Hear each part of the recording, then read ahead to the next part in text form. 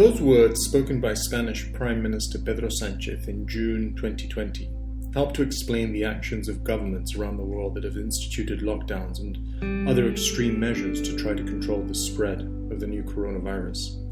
Sánchez was laying out with great clarity the intellectual, ideological and philosophical basis for granting governments the power to impose social distancing measures indefinitely. The problem is that his words revealed an extremely dangerous idea, one that will almost certainly make our lives much worse. Infecting others is an essential and integral part of being alive. Our bodies are made up of trillions of viruses and bacteria which we have shared with each other over our entire evolutionary existence. Our gut has been likened to a rainforest and is estimated to have 100 trillion microbial cells representing 40,000 different species of bacteria. Our skin is also covered in microbes and has been described as a virtual zoo of bacteria.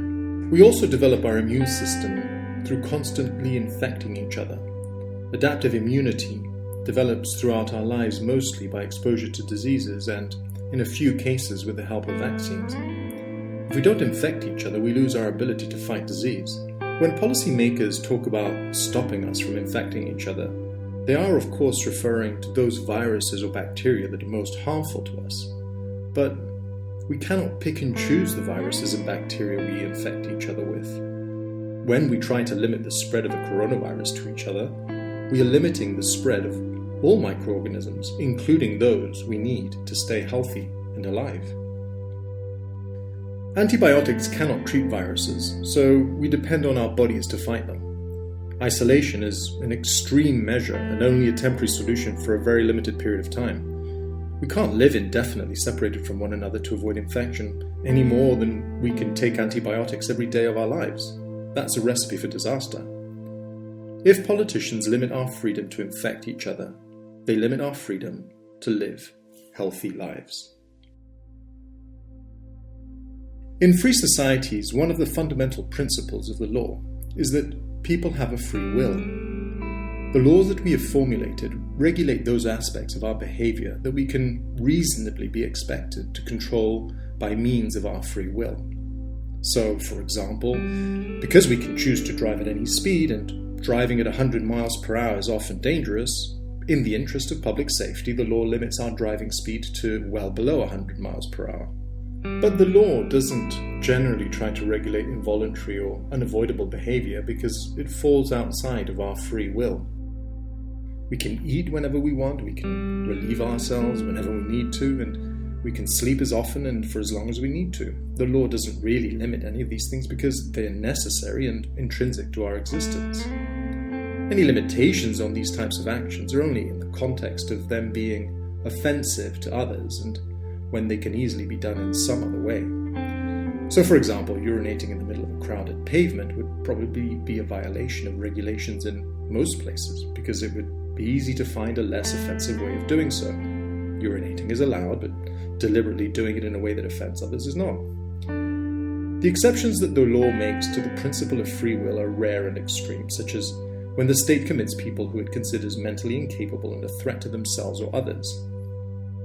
Those exceptions have also included temporarily isolating those infected with rare and dangerous diseases to avoid their spread, like when a nurse infected with Ebola returns from Central Africa and is isolated until she recovers.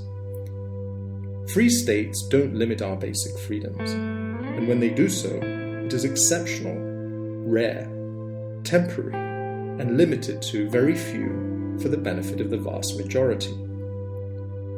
The idea of limiting our freedom to infect each other turns exceptional into normal, rare into common, temporary into permanent, and a few into everyone. It turns simply living into a potentially criminal activity.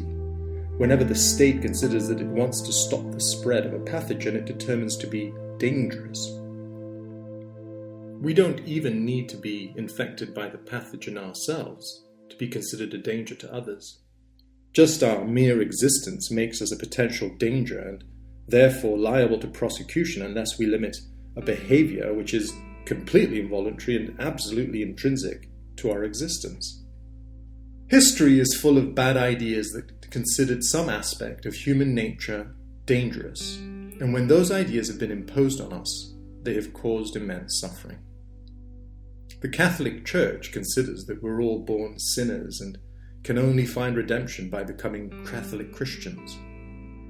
When that idea had political force behind it, millions were made to suffer if they didn't comply. Pol Pot considered clever, educated people a danger to society. That idea resulted in the murder of millions of Cambodians and a country still suffering from its consequences. Marx argued society would be better if people worked for the benefit of the group rather than just themselves. When Lenin and Stalin tried to enforce that idea, in Russia, millions died and suffered.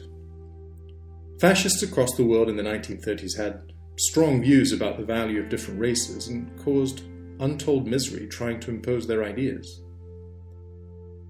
Bad ideas don't only cause misery when they're applied with force and violence. Millions of babies have died in African countries from programs that promoted powdered baby milk over natural breast milk. The lack of a reliable source of clean water meant that babies were being fed powdered milk mixed with contaminated water. Powdered baby milk was once considered an improvement on breast milk. Doctors now acknowledge universally that natural breast milk is generally healthier for babies. The idea that the only freedom we have limited is the freedom to infect is in reality an assault on human nature. Removing our freedom to infect each other is removing our freedom to live, and any state that attempts to impose that idea will cause enormous misery.